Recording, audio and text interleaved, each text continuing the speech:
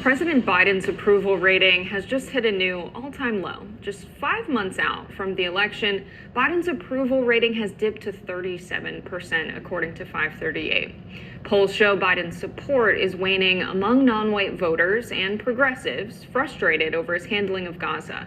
Meanwhile, former President Trump has only slightly a higher approval rating of 41%.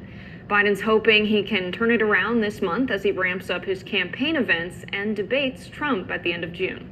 But the more appearances he makes, the more questions circulate about his age. Take a look at Biden's latest viral gaffe from his speech celebrating Juneteenth. She knew so long as she was denied, our freedom can never be secured.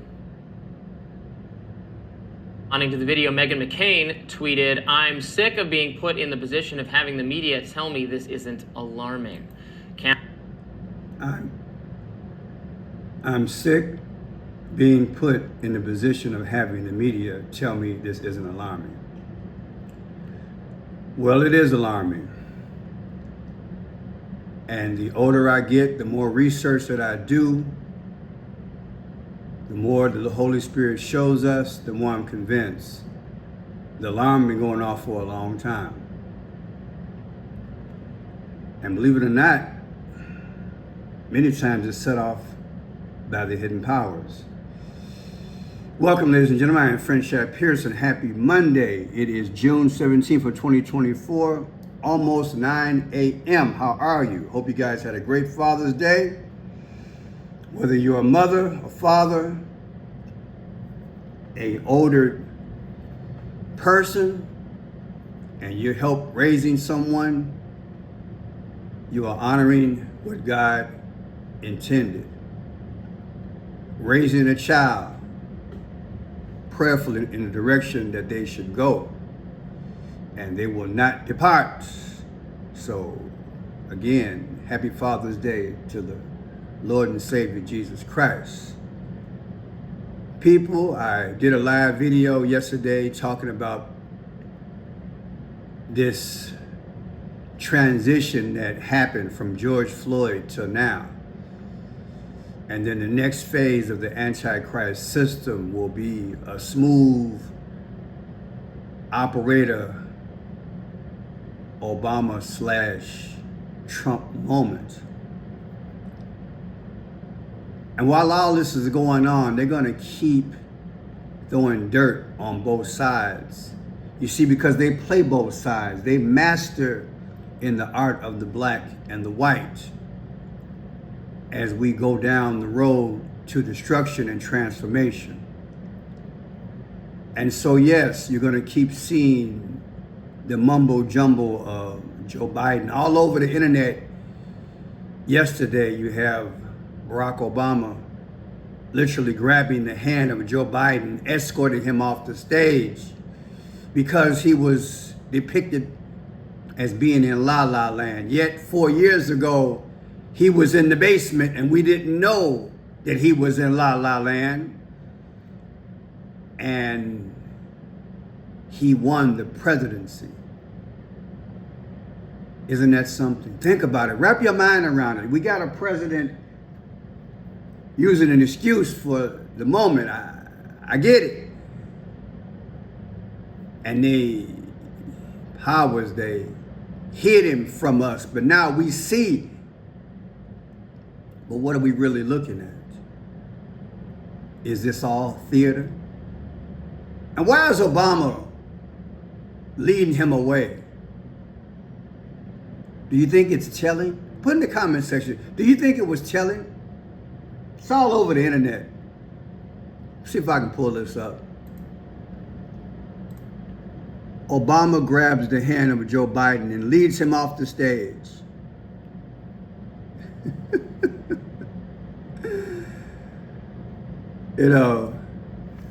Because he freezes. Joe Biden freezes. Who else froze back in the day? What's the guy's name? We can be all day. I digress. He's not the first person to freeze. Kentucky Freeze Pop. Yeah, Mitch McConnell. Remember, he froze too. But I digress. I want to do in this video to show you how the media does things in the black and the white. And I want to show you a historical point as well, because I don't want you to get it twisted and choose a side, because I'm telling you, put salvation on the ballot. Our media has been heavily influential. If I had to guess, since the late 50s, maybe even before that, they play games, trying to show you what goes in your ear, what you view, what you read. It's madness. So yeah, I want you to re-listen to this video, because I want you to listen to some numbers that I'm thinking that the powers told her to say. She said March 7th and April 1st. And then I'm going to decode that for you, then we'll get started. President Biden's approval rating has just hit a new all-time low. Just 5 months out from the election, Biden's approval rating has dipped to 37%, according to 538. Polls show Biden's support is waning among non-white voters and progressives frustrated over his handling of Gaza. Meanwhile, former President Trump has only slightly a higher approval rating of 41%. Biden's hoping he can turn it around this month as So there you go. This is what she said. 37%, which to me is March 7th. And Trump at 41%, which is April 1st. I'm not going to deal with these numbers because I don't want to get too far off my point. March 7th. March 7th is the 66th day of the year. 6-6. I teach the 5 C's. Welcome, new subscribers, one and all. I teach the 5 C's of clues, codes, colors, comprehension, time, and conclusion. You see, the powers, they speak in code, and I do believe they control the media. Listen to what comes out of their mouth, and many times I will interpret it. 66, the mark of the beast. And if you notice in my videos lately, I've been pointing out how they've been using the 4 and 1. What is 4-1? What is April 1st? Well, that's April Fools. Who's fooling you? Who made that record? Was it Aretha Franklin? Who's fooling who? See, they're playing us. They play the black and white. 6 and 6, and then the fool. And I'm not calling either one of them devils and fools. All I'm saying is that think about the symbology here. This is how they speak to you. Now, let me hasten on, because Barr was interviewed a few days ago in relation to some things allegedly said by Trump during the George Floyd moment. They said that Trump popped off when he allegedly went to the bunker during the George Floyd situation. In other words, it got so bad the president, normally got to go chill out because they don't know how deep this is going to go. We might have a national crisis. And it was said that Trump said he would be taking people out for leaking information that Trump ran like a little scared rat and ran to the bunker. Now, I want you to listen to Barr's response. You remember, I want you to see how they play the black and white, the media. And then sometimes they just go straight to one side because that's who their candidate is. Check out the response of Barr. I remember him being very mad about that. I actually don't remember him saying executing, but I wouldn't dispute it. I mean, it doesn't sound. The president would lose his temper and say things like that. I doubt he would have actually carried it out. But he would say that on other occasions. You said he would lose his temper. The president had a.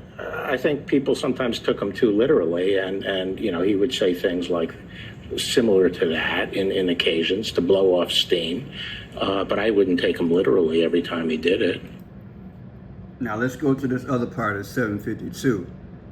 I want you to hear the talking heads and how they're, to me, allegedly trained to respond. Okay? Very important.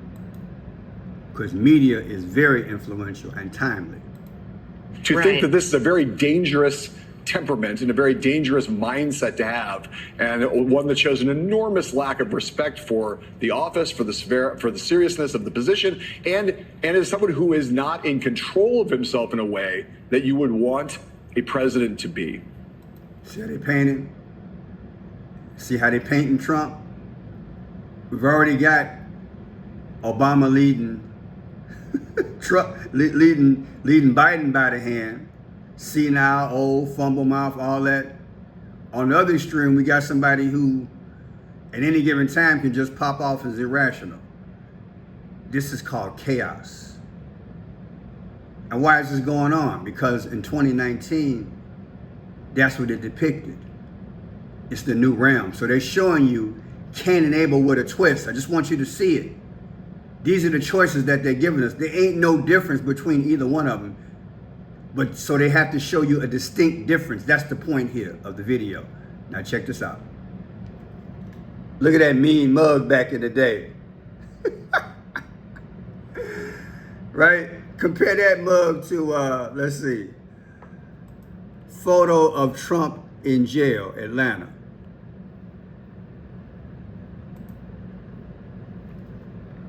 Compare that mug, right, to what? To mean mug there. You see what I'm saying?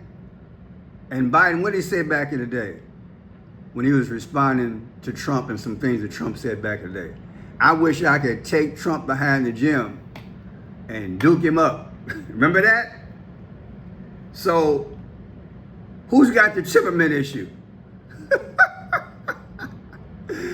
Now check this out. We want to go way back in history.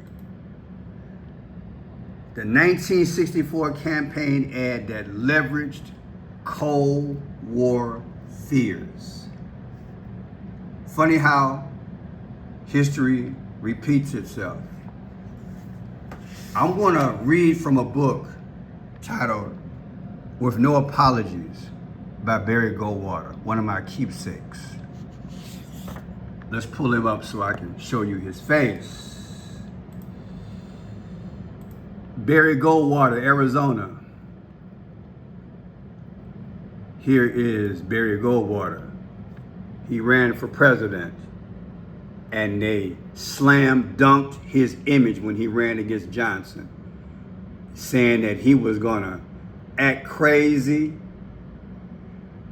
and indirectly said there was going to be a mushroom cloud. Don't vote for this dude.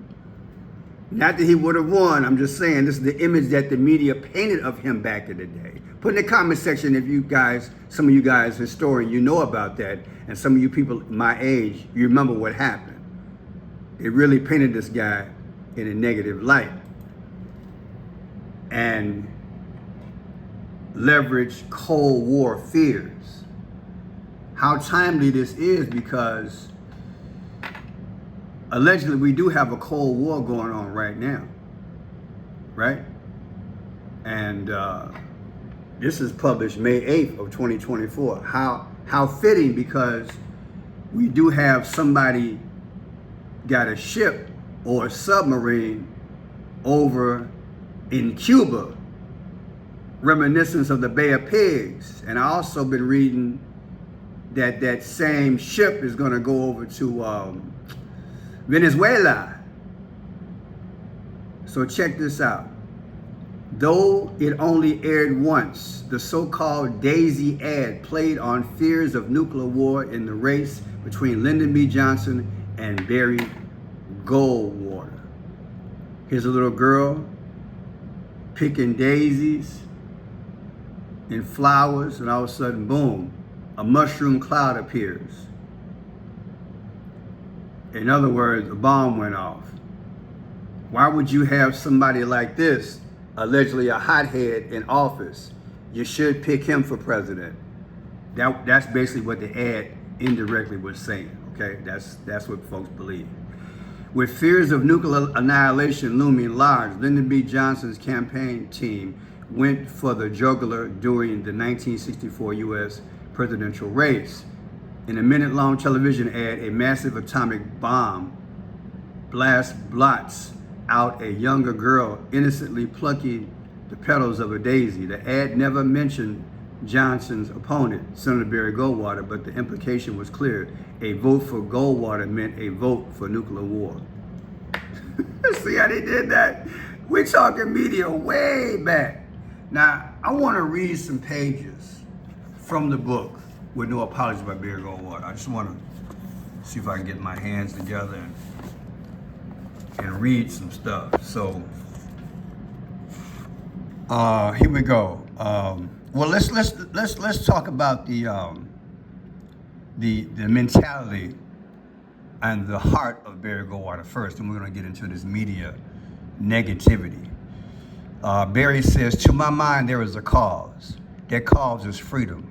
We stand in the danger of losing that freedom, not to a foreign tyrant, but to those well-intended but misguided elitist utopians who stubbornly refuse to profit from the errors of the past." And he goes on to say, "We have conjured up all manners of devils responsible for our present discontent. It is the unchecked bureaucracy in government. It is the selfishness and multinational corporate giants. It is the failure of the schools to teach and the students to learn. It is the overpopulation. It is wasteful extravagance. It is squandering our national resources. It is racism. It is capitalism. It is our material affluence. Or if we want a convenient foreign devil, we can say it is communism. But when we scrape away the varnish of wealth, education, class, ethnic origin, parochial loyalties, we discover that however much we've changed the shape of man's physical environment, man himself is still sinful, vain, greedy, ambitious, lustful, self-centered, unrepentant, and requiring restraint." Now here's a man who's running for president, yet the Johnson campaign ran an ad showing that this guy was going to blow up the world, allegedly. Here's another one. "The exponents of social change have taken charge of our government." See, even then, people are saying our government has been taken over. He says the exponents of social change have taken charge of government. They have expanded the power of the federal establishment to satisfy what they claim are the needs and aspirations of each succeeding generation. It is the trade-off of which bothers me, the surrender of independence, of individual personal choice. Even the most casual student of history is forced to confess that in this 8th decade of the 20th century, the role of government has been expanded to a point where government influence and government decisions exert an overwhelming control over our daily lives. And then he gets into the aspect of the social. He says, "Manners, morals, and dress may not be true indicators of a society's worth, but when the people become a mob, surely and indifferent, when the ancient moral values are relegated to the ash heap, when dress respects no situation, we may be experiencing a decline in the prescriptive values which have preceded the fall of every great civilization in history." A man after my own heart. Like I said, every time we get a hero, every time we get a Superman and he gets in the phone booth to change his cape, they do something to him. And so I am not surprised they have these talking heads allegedly going against Trump. You know, I stand in the middle. I support the people who want to maintain the country. But after reading this, you have to ask yourself, we're talking about a book from the 80s, and we're talking about this man talking about from the 60s on, how we've been transformed. How you gonna make it great? How you gonna make it great again? That's what I'm saying. It's a campaign lie. But I digress. Let me move on. I wanna really show you guys. Not only did they manipulate the past so Johnson can be in the White House, they sent us a peanut farmer named Jimmy Carter. Now watch how this works, because I want you to look at this in terms of the present. As a newcomer on the national scene, Jimmy Carter was free of the burden of defending any past errors. His managers carefully cultivated the public image of the unsophisticated farm boy, cloaked in innocence and righteousness, prepared to slay the evil dragons responsible for our discontent. I did a video in Friendship Pearson where I compared Jimmy Carter to famed Mr. Rogers. Remember Mr. Rogers used to wear he used to have the TV series, and he always used to wear a sweater. Well, that's what they put Jimmy Carter in, a sweater, because they capitalize on their image. That's the games that they play when they want certain things done. Then he says the blurred, impressive, often contradictory image Jimmy Carter offered to the public in 1976 presidential campaign was no accident. Read again. The blurred, imprecise, often contradictory image Jimmy Carter offered to the public in 1976 presidential campaign was no accident. The basic strategy Carter followed was to tell each particular audience what it wanted to hear. It was an expansion of the cynical formula which had made him a successful candidate for governor of Georgia in 1970. In other words, pick battle powers, fashion image, and then of course they made him, and he became governor. If you don't think this country has been manipulated in many aspects in terms of our government, you need to think again, because it's the policy that they were after to get to this point, so we can dive straight into the new world order. That's why Joe Biden allegedly has destroyed this economy in less than 4 years. And he ain't the only one. The employment of this policy reveals Carter's complete contempt for the intelligence and integrity of the voters. Pursuits in the art of communication maintain that the communicator is responsible both for what he says and for what his audience believes it heard him say. Page 288, page 289. Now, how we make this relevant? I told y'all, Joe Biden's era is over with. Now we're gonna come back to the masterful, smooth, slick talking Obama era / our savior, Donald J. Trump. So listen to this again. Pursuers in the art of communication maintain that the communicator is responsible both for what he says and for what his audience believes it heard him say. Their requirement places a heavy responsibility on the communicator, suggests the message must be direct, understandable, and unequivocal. No hedging, no qualifications, no use of language susceptible to more than one interpretation. In 1966, as a candidate for Democratic gubernatorial nomination in Georgia, Carter campaigned as a candidate with a strong, fixed philosophical position, considerably to the left of the Georgia constituents. Okay? In that campaign, he appeared to be an enlightened Southern liberal, opposed to segregation and discrimination. There were 3 candidates in the race, okay? So they went down, talked about all this race. Then what happened? In the general election, Arnell ran as a write-in candidate. Callaway received a plurality of the votes cast for the office, but not a majority.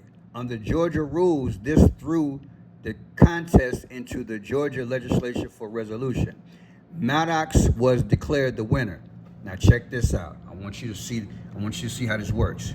Jimmy Carter, deeply in debt, physically and mentally exhausted, entered a period of deep depression. This is according to Barry Goldwater, the senator from Arizona.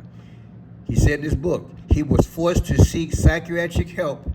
Dr. Peter Bourne and his wife Mary came to Georgia to treat the disturbed loser. It was at this time that Carter sought the help of his sister Ruth and ultimately became a born-again Christian. In January of 1971, Time magazine named Jimmy Carter Man of the Year, put his picture on the cover, and devoted 5 whole pages of glowing tribute to the man they hailed as, quote, the prophet of the New South. Does that sound familiar? Does that sound familiar? How they cloaked Barack Obama? And what, a few months after that, he got the Nobel Peace Prize? Come on, man, work with me. I'm telling you how the media and these powers do things. All of a sudden, Jimmy Carter is Man of the Year? For what? He just lost. The article was so wholehearted in the praise and so devoid of any criticism as to inspire one communicator to say Time canalized Jimmy Carter. Time commented its puff piece with a portion of Governor Jimmy Carter's inauguration speech in which he said, quote, I say to you quite frankly that the time for racial discrimination is over, unquote. The Time magazine writers ignored the glaring inconsistency between the statements of candidate Carter and Governor Carter. The media ignored it. The controlling wisdom of the gubernatorial candidate Jimmy Carter and the governor Jimmy Carter demonstrated his belief that, quote, it is often just as important to be perceived as something as actually to be that something. And as a matter of fact, a candidate need not be anything ideological at all. Do you understand why I'm pounding the pavement telling you you can't trust Trump? Because we are going into the period of an illusion. They did it back in the day with Jimmy Carter. You had a peanut farmer from Georgia who couldn't beat Mickey Mouse and Donald Duck from having cheese in the morning to becoming, he was catapulted into the governor's mansion. So who do you think he was beholden to? I remember debating my friends and family back in the day and say, look, this dude is controlled by the Rockefellers and the Trilateral Commission. And by the way, as you read this book, this beautiful book, With No Apologies by Barry Goldwater, he talks about that.